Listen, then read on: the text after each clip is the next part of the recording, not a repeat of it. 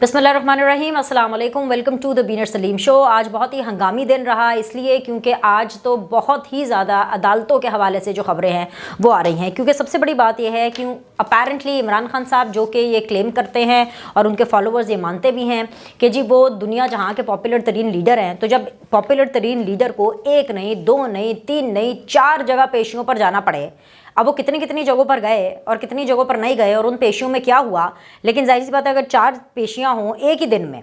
तो भाई जाहिर सी बात है वो एक बड़ी खबर बनेगी। वो इसलिए भी बड़ी खबर बनेगी और इसलिए भी बहुत ज़्यादा जो स्क्रीन्स हैं वो बिजी लगेंगी और इसलिए बहुत ज़्यादा डेवलपिंग स्टोरीज़ भी आएंगी, क्योंकि जब अदालतें इमरान खान साहब को बहैसियत इमरान खान नहीं बल्कि बहैसियत एक पॉलिटिकल लीडर भी नहीं बल्कि बहैसियत अगर एक स्टार बुलाएंगी, तो फिर यही सब कुछ होगा जो आज हमने पूरा दिन अपनी टेलीविज़न स्क्रीन्स पर देखा, जो आज हमने पूरा दिन अपने व्हाट्सएप के अंदर ख़बरों की सूरत के अंदर, टिकर्स की सूरत के अंदर जो है वो देखा। तो यही होना था। अगर मैं समंदर को कूजे में बंद करूं और अगर मैं आपको वन लाइनर बताऊं कि आज का पूरा दिन कैसा रहा, तो उसका वन लाइनर ये होगा कि जी भी इमरान खान साहब ने एक दिन में 4 पेशियाँ भुगताई हैं और वो पेशियाँ ऐसी थी हटो बचो टाइप। इसलिए कह रही हूँ हटो बचो टाइप क्योंकि इमरान खान साहब लाहौर लश्कर के साथ गए और ऐसे गए लाहौर लश्कर के साथ कि वो पार्टी जो पूरी जिंदगी नून लीग को ये ताना मारती आई है और आज भी, आज की तारीख में भी, आज भी जो मेरा टीवी शो है उसके अंदर पीटीआई पता नहीं किस मुंह से नून लीग को ये ताना मार रही थी कि भाई इन लोगों ने देखें जी सुप्रीम कोर्ट के ऊपर हमला कर दिया था। वही पार्टी ने आज ही के दिन जुडिशल कॉम्प्लेक्स के अंदर जो तूफान बदतमीजी बर्पा किया, जो तोड़फोड़ की, ये हमला ही है, ये हमला ही है। और वो इस तरह का हमला है कि भाई अदालतों में इमरान खान साहब की तूफानी पेशियां हो, धक्कम पेल हो, दरवाजे टूटे, तो फिर वो डायलॉग तो याद आएगा ना, कोई पूछे तो कहना खान आया था। जाहिर सी बात है जब खान आएगा अदालतों में तो यही होगा, तोड़फोड़ होगी, दरवाजे टूटेंगे, अफरा तफरी होगी, तूफान बदतमीजी होगा और इन रिटर्न क्या होगा? इन रिटर्न यही होगा कि भाई इस्लामाबाद पुलिस कहेगी कि भाई हम तो कार्रवाई का ऐलान करते हैं। अच्छा जी, इन सारी चीज़ों की मुझे आपको भरपूर तफसीलात बतानी है, लेकिन उससे पहले एक और मैटर है जिसकी मुझे आपको तफसील बतानी है और उसकी तफसील मैं ये चाहती हूँ कि आपको थोड़ा सा इसलिए पहले बताऊँ क्योंकि कल सुबह 11 बजे तक इस हवाले से फ़ैसला हो जाना है। समझ तो आप गए होंगे कि फ़ैसला होना है जी पंजाब और खैबर पख्तूनख्वा में इंतखाबात की तारीख़ के तयन के लिए जो सुप्रीम कोर्ट ने अज़ खुद नोटिस लिया था उसकी समात का सिलसिला जारी है। पहले तो इनिशियली ये खबरें आई कि जी आज के आज ही फ़ैसला दिया जाएगा, फिर उसके बाद रात शाम को लगभग तकरीबन कोई 7-8 बजे ये खबर आना शुरू हो गई कि भाई अब तो इसका जो फाइनल फ़ैसला है वो कल सुबह 11 बजे दिया जाएगा इन द मॉर्निंग। अच्छा, अब हुआ ये है कि जी गुज़श्ता रोज़ केस की समात करने वाला जो सुप्रीम कोर्ट का एक 9 रुकनी बेंच था जिसके बारे में ये रिपोर्ट किया जा रहा था कि जी वो जो बेंच है वो टूट गया है। मुझे यहाँ पर थोड़ा सा एक फैक्ट चेक करना है उन लोगों के लिए जो शायद ये समझ रहे हैं और जिनको ये तासुर जा रहा है कि बेंच टूट गया। एक्चुअली वो बेंच टूटा नहीं, इनिशियली ये बेंच 9 रुकनी था, राइट। उन 9 रुकनी बेंच में से 2 ऐसे जजेस जिनके ऊपर जाहिर सी बात है पॉलिटिकल पार्टीज़ को एतराज़ था, जो कि फ़रीक़ैन थे, इन वे फ़रीक़ैन थे, उनको एतराज़ था, यानी जस्टिस मज़ाहिर अली नकवी साहब हों या जस्टिस एजाज़ुल एहसन साहब हों, उन्होंने खुद से माजरत कर ली कि भाई हम लोग जो हैं इस बेंच का हिस्सा नहीं बन सकते। देर आयद दुरुस्त आयद होना भी ये चाहिए, क्योंकि अगर किसी के ऊपर किसी फरीक को रिजर्वेशन है और मामला भी इंसाफ का हो, अदालतों का हो, तो इसमें ज़्यादा एहतियात भी बढ़ती जाती है, ज़्यादा अकाउंटेबिलिटी भी होती है और मॉरल ग्राउंड बहुत ज़्यादा हाई होता है कि भाई जिसने इंसाफ करना है उसका क्लियर होना, उसका एकदम से वाइट कॉलर और प्रॉपर तरीके से मार्क फ्री होना बहुत ज़्यादा ज़रूरी है, उसके ऊपर ऐसी उंगलियां ना उठे। लेकिन इस मामले के अंदर उंगलियां उठी। अब 9 में से ये 2 निकल गए तो 7 बज गए।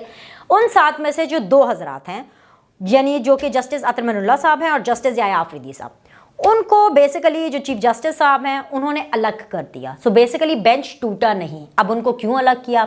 जस्टिस अतर मनउल्लाह साहब हों या जस्टिस याया आफरीदी साहब हों, इन लोगों ने ऑफकोर्स एक इख्तलाफी नोट लिखे थे। उनके इख्तलाफी नोट भी मैं आपको बता देती हूँ। फरवरी के हुक्मनामे में 4 जस्टिस साहिबान के अलग अलग नोट थे, ठीक है। जो इख्तलाफी नोट इन लोगों ने लिखे उस हवाले से चीफ जस्टिस ऑफ पाकिस्तान की ये ओपिनियन या ये थॉट रही है कि भाई जाहिर सी बात है जी इन्होंने उन्हें इख्तलाफी नोट लिख देते हैं तो इन्होंने की कम में गए एज बेंचेज। तो हुआ ये कि वो जो बेंच है जिसके बार बार ये कहा जा रहा है कि टूट गया, वो टूटा नहीं, वो सुकड़ गया, कंडेंस हो गया, वो कम हो गया और वो बेंच अब 5 जजेस के ऊपर मुश्तमिल है। अब वो 5 जजेस कौन से हैं? उसमें एक तो चीफ जस्टिस उमर अता बंदियाल साहब है, क्योंकि ही इज़ हेडिंग इट। दूसरे जी जस्टिस मुनीब अख्तर साहब हैं, जस्टिस मोहम्मद अली मज़हर साहब हैं, जस्टिस मंसूर अली शाह साहब हैं और जस्टिस जमाल मंदोखेल शामिल हैं। अब ये जो 5 जजेस हैं, इनके ऊपर एक भारी जिम्मेदारी है कि इन्होंने कल 11 बजे क्या फैसला सुनाना है, including the major one which is the chief justice of Pakistan Umar Ata Bandial साहब। अगर अब इमरान खान साहब को ये लग रहा है या पीटीआई वालों को ये लग रहा है कि कल सुबह 11 बजे ये बेंच बैठेगा और ये 5 रुकनी बेंच सीधा सीधा सुप्रीम कोर्ट का ऑर्डर करेगा कि बस एक दफ़ा जो कमिटमेंट कर ली उसके बाद तो हम किसी की भी नहीं सुनते, तो जी 9 अप्रैल को इंतखाबात होने हैं, तो मैं आपको बहुत वसूख से ये बता रही हूँ कि ये नहीं होने वाला। ये जो ऑर्डर है ना, ये नहीं आने वाला। उसकी 2 रीज़न्स हैं। एक रीज़न तो ये है कि भाई जो सदर पाकिस्तान है, पाकिस्तान तहरीक इंसाफ के जो प्रोमिनेंट फेस हैं जिनका नाम है आरिफ अलवी साहब, उन्होंने इस चीज़ की एक्सेप्टेंस की कोर्ट में कि भाई उनको खैबर पख्तूनख्वा के इंतखाबात के हवाले से तारीख अनाउंस नहीं करनी चाहिए थी। अब आप पूछेंगे क्यों? पीटीआई के भी बहुत से लोग पूछेंगे क्यों, क्योंकि अकल तो है नहीं ना, पीटीआई वालों में तो अकल है ही नहीं। और माशाल्लाह सदर साहब भी अलग थोड़ी ना है, मतलब अब ठीक है, अब सदर पाकिस्तान है, इज़्ज़त करना मेरा फ़र्ज़ है कि मैं उनकी इज़्ज़त करूँ, मेरे मुल्क के सदर हैं वो, तो अब छोड़ें क्या बोलूँ, बस अच्छा बता देती हूँ। अभी इशू ये है कि जो खैबर पख्तूनख्वा की असम्बली है, वो गवर्नर ने कहा, जब उनको समरी भेजी गई तो गवर्नर ने उस पर साइन किए और वो गवर्नर के साइन के साथ टूटी। पंजाब के अंदर जो असम्बली है वो गवर्नर के साइन से नहीं टूटी। पंजाब के अंदर असम्बली जो है वो तहलील हुई, वो इसलिए तहलील हुई क्योंकि गवर्नर ने उसके ऊपर साइन ही नहीं किया। उसने कहा मैं नहीं करूँगा साइन भाई समरी के ऊपर। खैबर पख्तूनख्वा के अंदर किया, तो लिहाजा उसकी जो डेट है वो सदर पाकिस्तान नहीं दे सकते। और कहीं ना कहीं ये एडमिशन हुआ कोर्ट के अंदर कि भाई गलती हो गई साडे को लो, हैं जी, हमको राना जी माफ़ करना, गलती मारे से हो गई। तो ये जो है सदर आरिफ अलवी साहब ने कहा कि भाई ये गलती हो गई, नहीं देनी चाहिए थी खैबर पख्तूनख्वा की डेट, नंबर 1। नंबर 2 ये कि कहीं ना कहीं ये एडमिशन हुआ कि सदर ने इस मामले में अपने आइनी इख्तियारात से तजावुज़ किया। ये अपने आइनी इख्तियार से तजावुज़ करना ही तो है कि जब सदर एक चीज़ नहीं कर सकते तो वो अपनी लुच क्यों फ्राई कर रहे हैं। ये लुच फ्राई की ना जज्बात में आके कि और खान ने कह दिया, खान मेरे से नाराज़ है, खान के सामने नंबर बढ़ाने हैं मैंने, तो बस ठग करके आप डेट दे दें। ठीक है, एक तो ये चीज़ है जिसकी वजह से कल सुप्रीम कोर्ट का आप ये देखिएगा 5 रुकनी जो बेंच है वो ये फैसला बिल्कुल नहीं देने वाला कि जी 9 अप्रैल को इंतखाबात हो। अब फैसला क्या आ सकता है? फैसला ये आएगा नंबर 1 कि इंतखाबात होने चाहिए, लेकिन इंतखाबात थोड़े से डिले होंगे। ठीक है, मुझे नहीं पता कि वो क्या डेट देते क्या नहीं। जो 1 लाइनर आपको मैं फैसले की अगर बताऊं तो वो ये हो सकती है, जितनी भी मेरी लॉ एक्सपर्ट से बात हुई, जितनी मेरी अंडरस्टैंडिंग रही और मैंने ये वीडियो बनाने के लिए जितनी अंडरस्टैंडिंग और जितनी मैंने चीज़ें सुनी हैं या मुशावरत ली है या की है, उस एतबार से सुप्रीम कोर्ट सिर्फ एक जिम्मेदारी फिक्स करेगा। तो इमरान खान को कल सुबह 11 बजे एक झटका लगने वाला है, क्योंकि इमरान खान ने तो अपना माइंड बना लिया है, क्योंकि तो बार बार कहते हैं कोर्ट डिसाइड करेगा इलेक्शन का, कोर्ट डिसाइड करेगा इलेक्शन का, अपना भी माइंड बना लेते हैं, अपने साथ लोगों का भी माइंड बना लेते हैं। तो कल इमरान खान साहब को सुबह 11 बजे एक जोर का झटका धीरे से लगेगा कि भाई सुप्रीम कोर्ट सिर्फ और सिर्फ ये जिम्मेदारी, ये फिक्सेशन करेगा। किस पे फिक्सेशन करेगा? वो इलेक्शन कमीशन के ऊपर ये ऑर्डर, ये जिम्मेदारी आयद करेगा कि भाई ये इलेक्शन कमीशन की जिम्मेदारी है कि उसने इंतखाबात कराने हैं, तो लिहाजा जो है वो इंतखाबात की डेट दे। अब इलेक्शन कमीशन जो है अपनी इस जिम्मेदारी को निभाते हुए सुप्रीम कोर्ट के कहने के ऊपर एक इंतखाब की डेट दे भी देगा, लेकिन ये हो सकता है कि कुछ टाइम के बाद, कुछ दिनों के बाद या एक हफ्ते के बाद या कुछ देर के बाद एक और पिटिशन सुप्रीम कोर्ट के अंदर दायर की जाए और उस पिटिशन के अंदर ये कहा जाए कि जी सर जी, माई बाप, मिलॉर्ड, इलेक्शन कमीशन ने तो ये वाली तारीख दी है, लेकिन मसला ये है कि जी इलेक्शन कमीशन कहे कि जी मुझे GHQ ये कह रहा है, मुझे पुलिस ये कह रही है, मुझे दाखिला ये कह रहा है, मुझे ख़जाना ये कह रहा है और मुझे जुडिशरी ये कह रही है, मुझे उनकी तरफ से ये बाइंडिंग्स और ये रिजर्वेशंस मिल रहे हैं, जो भी मिल रहे हैं कि पैसे नहीं है, फोर्स नहीं है, बंदे नहीं है, फलाना टमकाना। तो अब आप मुझे बताएं क्या है? तो इंतखाबात तो होने हैं, हतमी तौर पर ये तो डिसाइडेड है कि इंतखाबात होने हैं, लेकिन वो थोड़े डिले से होंगे। डिले उतना नहीं होगा कि अक्टूबर नवंबर तक बात चली जाए या दिसंबर तक बात चली जाए, और डिले और जो है वो वक्त वो भी नहीं होगा जो कि 9 अप्रैल का है। ठीक है, सो इंतखाबात की अनाउंसमेंट तो होनी ही है, लेकिन थोड़ा सा डिले है, क्या पता ईद के बाद आप लोगों को इंतखाबात मिल जाए। लेकिन कल इमरान खान साहब को ये झटका तो मिलने वाला है, क्योंकि सुप्रीम कोर्ट जो है अभी तक की जितनी अंडरस्टैंडिंग है वो ज़रूर कहेगी, क्योंकि इलेक्शन कमीशन बीच में फिक्स में है, वो कह रहा है कि जी दसो मैनू भाईजान मैं कितने मंजी डानी जे, वो पूछेगा सुप्रीम कोर्ट से कि मैनू दसो मैं की करना जे, मतलब आपने कहा मैंने आपको डेट दे दी और इलेक्शन कमीशन डेट भी दे देगा। So this is what is going to happen tomorrow, most probably this is going to happen tomorrow. अब हम आ जाते हैं व्हाट हैपन टुडे, और वो इसलिए कि व्हाट हैपन टुडे बिकॉज जो आज हुआ उसके भी रिपरकशंस हैं, और उसके ये रिपरकशंस हैं कि जाहिर सी बात है उस हवाले से जो मामलात हैं वो आगे सियासी तौर पर किस तरह से चलेंगे वो मैंने आपको बतानी है। तो हम बात यहाँ से शुरू कर लेते हैं कि इमरान खान साहब आज उनके कौन कौन से केसेस थे और किधर किधर गए और कैसे गए और जहां गए वहां अपनी छाप छोड़ के आ गए। और ये कोई बहुत अच्छी चीज़ नहीं होती कि आप जहां जाएं और वहां से फिर आप निकले तो लोग आपको गालियां दें और आपके उलम में आए कि देखो जी दरवाज़ा तोड़ दिया, देखें जी तोड़ फोड़ कर दी है,